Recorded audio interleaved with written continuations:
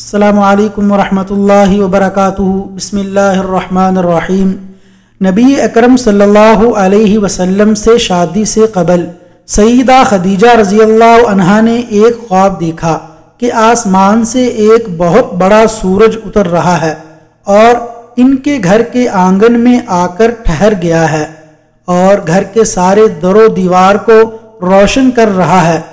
پھر سورج کی یہ روشنی گھر سے نکل کر چہار سو پھیل رہی ہے، جس سے لوگوں کے دل اور آنکھیں یکساں مستفید ہو رہی ہیں، اور یہ روشنی آنکھوں اور دلوں پر غلبہ پا رہی ہے۔ سیدہ خواب سے بیدار ہوئیں تو حیرانی کے عالم میں اپنے آپ سے پوچھنے لگیں، ارے یہ کیا؟ سورج میرے گھر میں اتر آیا ہے، اس کی تعبیر کیا ہو سکتی ہے؟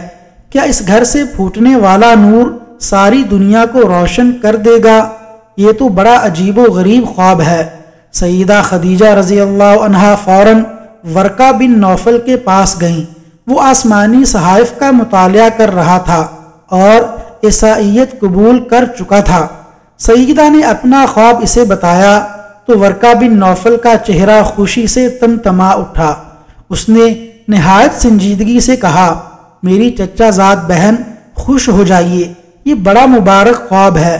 اگر اللہ تعالیٰ نے آپ کا یہ خواب سچ کر دکھایا تو آپ کے گھر میں نور نبوت ضرور داخل ہوگا، پھر اس خاتم النبیین کا نور ہر طرف اجالا کر دے گا۔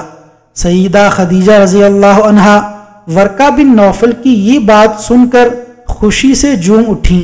خاتم النبیین صلی اللہ علیہ وسلم کے اوصاف و کمالات اور حالات پوچھنے لگیں۔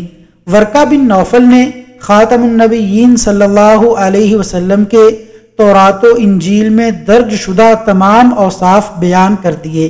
بعد ازاں جب سیدہ خدیجہ رضی اللہ عنہا نے تجارت کے لیے نبی اکرم صلی اللہ علیہ وسلم کو شام بھیجا تو اپنے غلام میسرہ سے سیدنا محمد صلی اللہ علیہ وسلم کے احوال معلوم کیے۔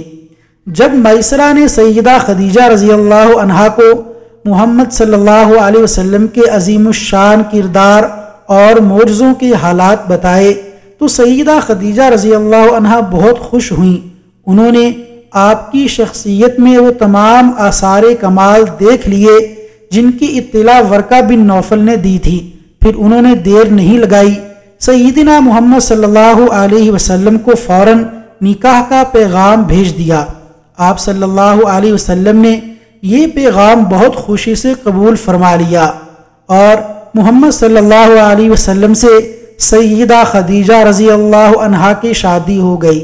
یوں سیدہ خدیجہ رضی اللہ عنہا کے مبارک خواب کی تعبیر عملاً متشکل ہو کر نور فشاں ہو گئی۔